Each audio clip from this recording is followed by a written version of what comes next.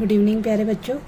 ये आज आपका है एंड ऑफ बाइपोलरिटी पार्ट 3, जिसमें पार्ट 2 में हमने पढ़ लिया था कि यूएसएसआर का डिसइंटीग्रेशन का डिक्लेरेशन हो जाता है। डिक्लेरेशन कौन करता है? बॉरिस येल्त्सिन करते हैं। और कौन से ईयर में होता है?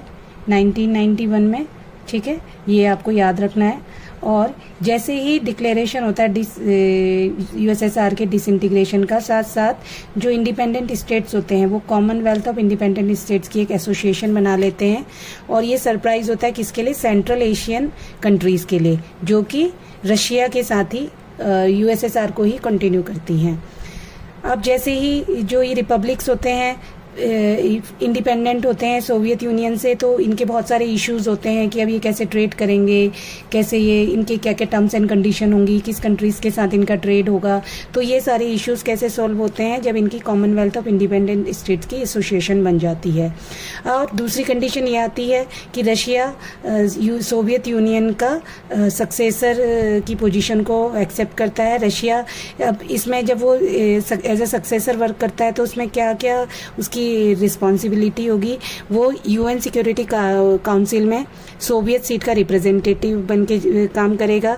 और रशिया जितनी भी इंटरनेशनल ट्रीटीज़ होती हैं सोवियत यूनियन की, उन सबको कंटिन्यू करेगा, उसे आगे कंटिन्यू करेगा जब तक कि वो पूरी ना हो जाए।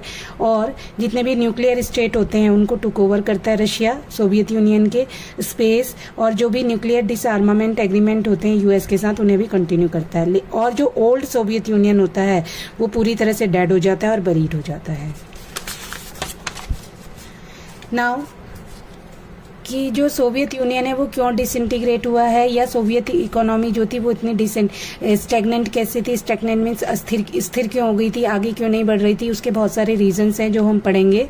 ठीक है, तो सोवियत इकोनॉमी के जो रिसोर्सेज थे वो सबसे ज़्यादा किस में इन्वॉल्व हो रहे थे? न्यूक्लियर और मिलिट्री आर्सेनल बनाने में, हथियार बनाने में लग रहे थे।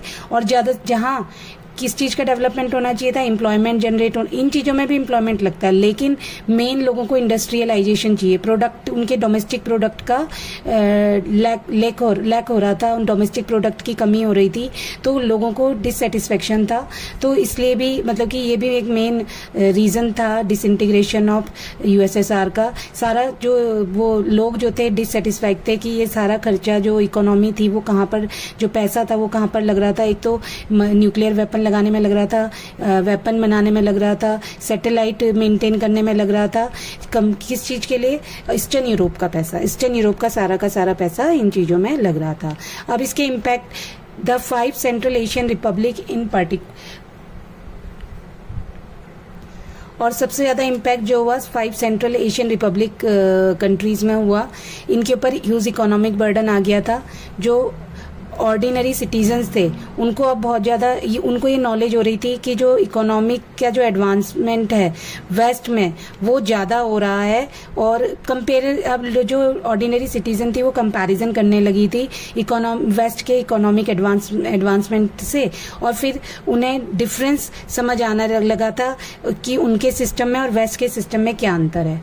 कि जो वेस्ट है वो डेवलपमेंट कर रहा है, लोगों को सेटिस्फाई कर रहा है, वहाँ डेमोक्रेसी है, यहाँ कम्युनिस्ट सिस्टम है, लोगों को डोमिनेट किया जा रहा है। तो इस तरह से लोग अब अवेयर हो रहे थे।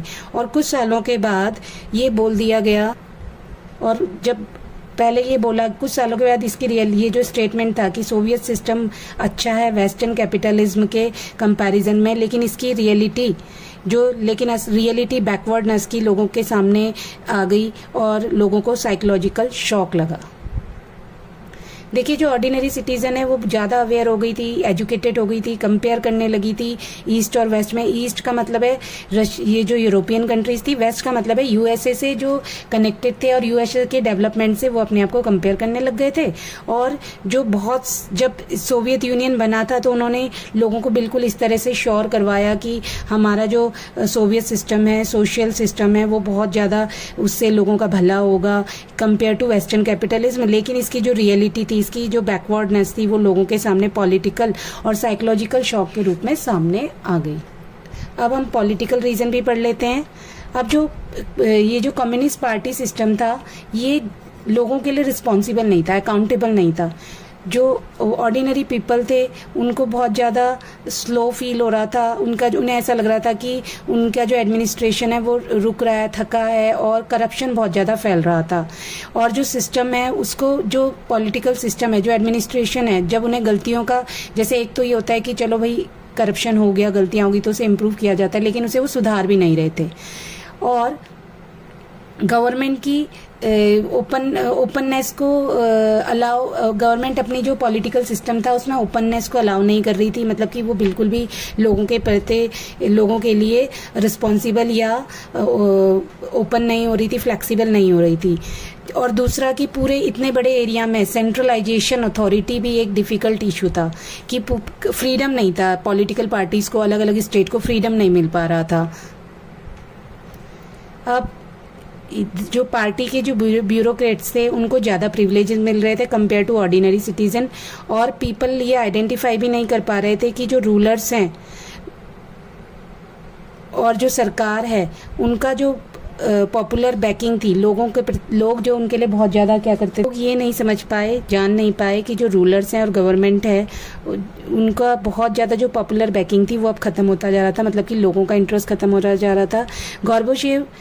मिखाइल गोर्बाचेव रिफॉर्म का प्रॉमिस करते हैं, फिर भी सोशल और इकोनॉमिक प्रॉब्लम को सॉल्व किया जाएगा, इसके लिए वो प्रॉमिस करते हैं लोगों से, लेकिन उसके बावजूद USSR कोलैप्स हो जाता है गोर्बाचेव के एक्यूरेट डायग्नोसिस के वजह से भी।